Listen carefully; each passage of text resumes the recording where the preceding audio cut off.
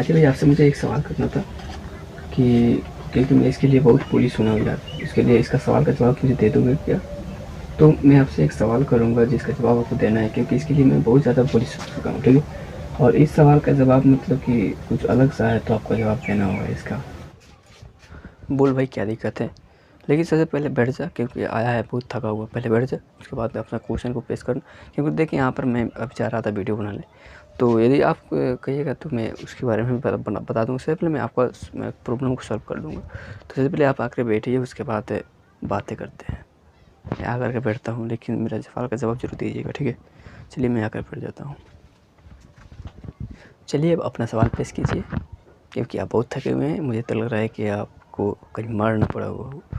चलिए आप अपना सवाल पेश कीजिए और मैं आपको जल्दी से सॉल्व कर दूँ, ताकि वीडियो मैं बनाऊँ जल्दी से।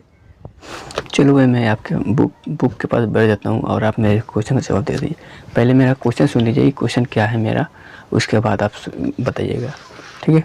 देखिए मैंने क्वेश्चन को लिख के लेकर आया है कि वो मेरे पापा जी बोल रहे थे कि समझो कि मेरे पास मैंने किसी से 25 रुपये ब्याज लिया 6 वर्ष के लिए, और वो दर बता ही नहीं रही कितना परसेंट पे लिया है, और बोल रहे हैं कि ब्याज उन्होंने दे दिया है, कि उन्होंने ब्याज दिया है कितना 1875 ब्याज दे दिए हैं, और बोल रहे हैं कि बता कितना परसेंट पे दिया। मैं कैसे बता सकता हूँ कितने परसेंट पे दिया ब्याज?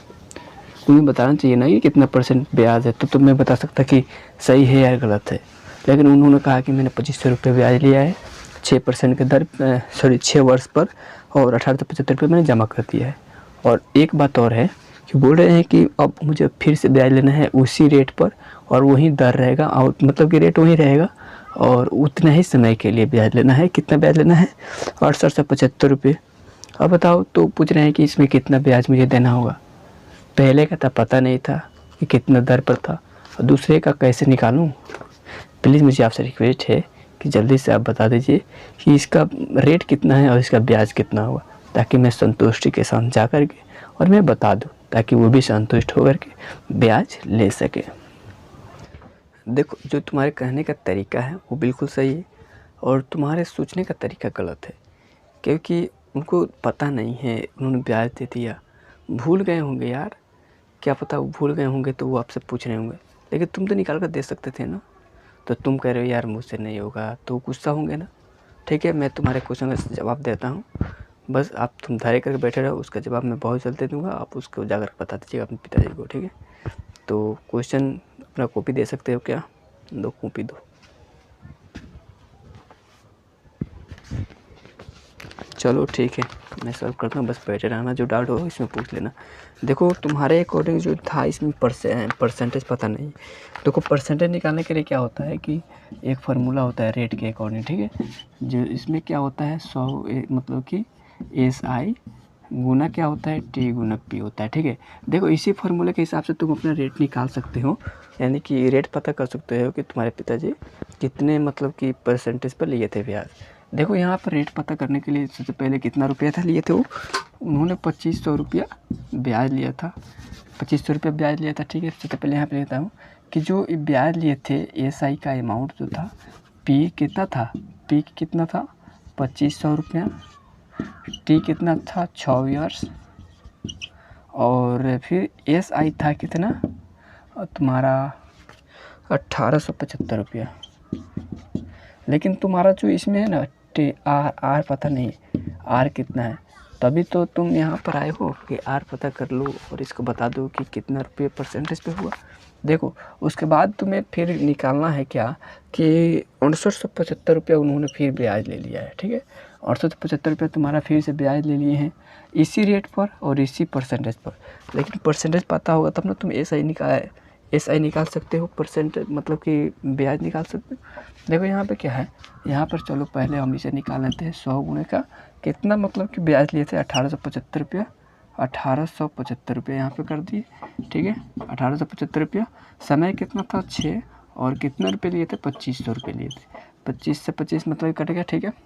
उसके बाद यहाँ से ये 75 से कट जाएगा, यहाँ से 75 मरतबा में, उसके बाद ये जो होगा 75 हमारा 75/6, देखो 2/3 6 और 25/3 75, इसका जो हो जाएगा 25/2% हो जाएगा। देखो यहाँ पर जो आर होगा इसका 25/2% हो जाएगा, यानी कि सारा 12% इसका ब्याज होगा।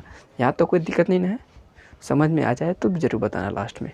देखो आगे देखो, इसका परसेंटेज हमें पता चल गया, यानी कि आपके पिताजी थे 25/2, यानी कि सारा 12% के हिसाब से लिए थे। कितना रुपये? 2500 रुपये 6 वर्षों के लिए, जिसका ब्याज उन्हें भुगतान करना कितना पड़ा? 1875 रुपये उन्हें भुगतान करना पड़ा। अब सवाल उठता है कि 6875 रुपया 875 रुपये का ब्याज कितना होगा।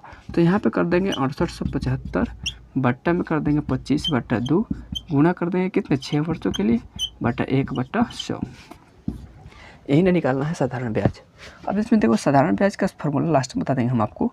तो यहाँ पे देखिए, यहाँ पे 25 चौके 100 हो गया, 2 दूनी 4 हो गया और 2 तिहाई 6 हो गया। यहाँ पे 2 दूनी 4 2 6 हो गया। यहाँ पे देखिए कि 5 तिहाई 15, 7 तिरकी 21 1 21 1 22, 8 तिरकी 24 24 2 26 और 6 तिरकी 18 18 2 20। यानी कि जो है आप अब इसमें क्या करना है, यहाँ से आपको ब्याज निकालना है। तो ब्याज निकालने के लिए क्या कीजिएगा, ये है 20, तो कितना हो जाएगा? 4 25 20, 4 एकम 4 हो जाएगा 22, 4 25 20 और फिर 4 छक 24 पॉइंट, ठीक है, 4 छक 24, फिर 4 दूनी 8, 4 25 20। यानी कि आपको पिताजी को जब दूसरी का ब्याज लेंगे तो आपको इतना ब्याज उनको देना होगा 6 वर्ष के बाद। तो यानी कि 6875 रुपये जब वो लेंगे तो उन्हें ब्याज कितना देना होगा? 51,156 रुपये सिर्फ ब्याज होगा। तो इनको टोटल कितना देना होगा? तो टोटल देना होगा कितना? 6875 रुपये, और ये हो गए हमारा 51,56.25। ये हमारा 6 25 11, 7 5 12 1 13, 8 1 9 10, 6 25 11 1 12, यानी कि 12,031 रुपये 25 पैसे उनको पे करना पड़ेगा। तो आपने फिर खबर है, अब जाओ अपने पिताजी को बता दो कि पूरा डिटेल में बता देना कि जब आप लीजिएगा कितना 6875 रुपये 6 वर्ष के लिए, तो उसका रेट हो जाएगा हमारा कितना? सारा 12%, और साढ़े 12% का ब्याज कितना हो जाएगा हमारा 6 वर्ष के लिए? 5156 रुपये 25 पैसे। और टोटल मिलाकर कितना होगा? टोटल मिलाकर हो जाएगा 12,031 रुपये 25 पैसे। इस तरह से आप अपने पिताजी को बता सकते हैं और मार खाने से ही बच सकते हो, ठीक है। चलो अच्छे लगे तो लाइक ज़रूर करना, जाओ बता दो जाकर के अपने पिताजी को। जय हिंद।